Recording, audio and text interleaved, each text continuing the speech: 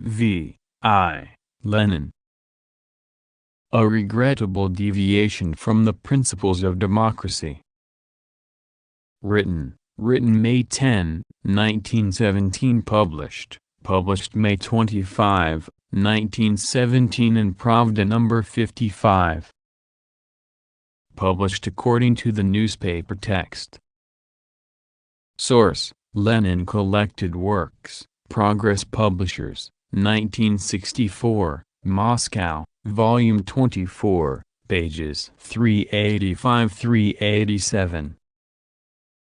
Translated, Isaac's Bernard Transcription / markup, B. Baggins and D. Walters. Public Domain, Lenin Internet Archive 1999. You may freely copy, distribute, display and perform this work, as well as make derivative and commercial works. Please credit Marxist's Internet Archive as your source. Today's Izvestia carries a report of the meeting of the Soldiers section of the Soviet of Workers and Soldiers Deputies. This meeting, among other things, considered the question of whether soldiers could perform the duties of militiamen. The Executive Committee proposed to the meeting a resolution to the following effect. In view of the fact that soldiers must perform their direct duty, the Executive Committee of the Soviet of Soldiers Deputies declared against the soldiers' participation in the militia, and proposes that all soldiers serving in the militia be immediately returned to their units. After a brief debate, the resolution was passed with an amendment permitting soldiers discharged from active service as well as wounded soldiers to perform militia duties. It is to be regretted that the exact texts of the resolution and the amendment have not been published.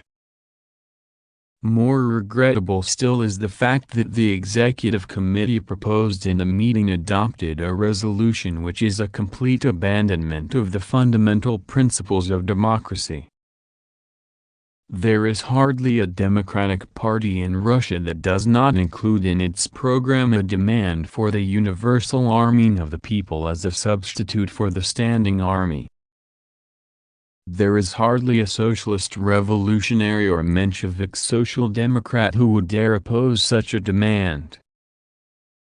The trouble is that it has become a custom nowadays, under the cover of high-sounding phrases about revolutionary democracy, to accept democratic, the more so socialist, programs in principle, but reject them in practice.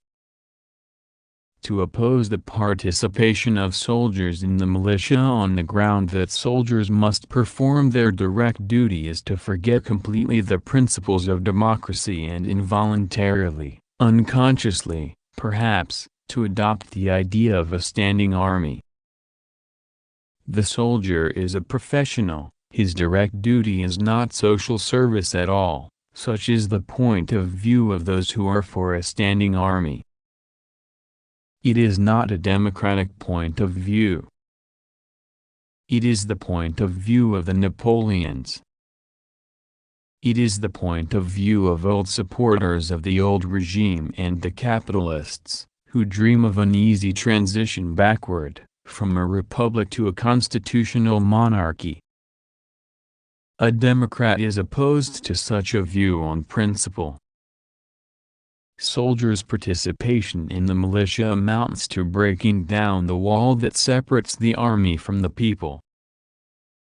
It amounts to breaking with the accursed barrack past where a special group of citizens, detached from and opposed to the people, were trained, knocked into shape and drilled for the direct task of following only a military profession.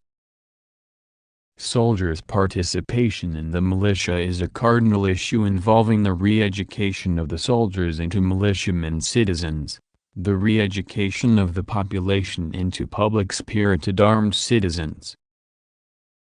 Democracy will remain an idle deceitful phrase, or merely a half measure, unless the entire people is given a chance immediately and unqualifiedly to learn how to handle arms.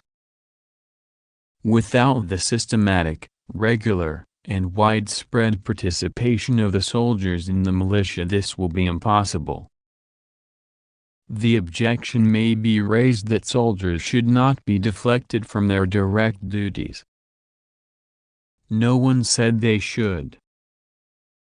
To make a point of this is as ridiculous as saying that a physician engaged at the bedside of a patient who is dangerously ill has no right to leave the bedside in order to go and hand in his voting paper, or that a worker engaged in production, which admittedly must not be interrupted, has no right to go away to exercise his political rights until he is relieved by another worker. Such arguments would simply be frivolous and even unscrupulous. Participation in the militia is one of the cardinal and basic principles of democracy, one of the most important guarantees of freedom.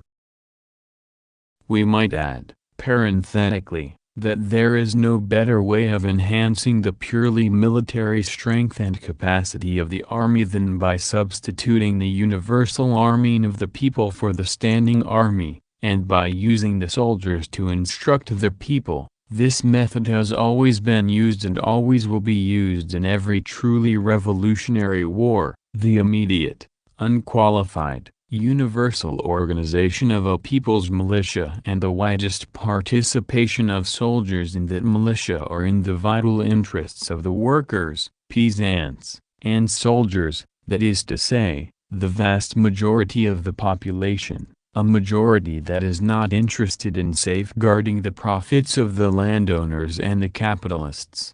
Notes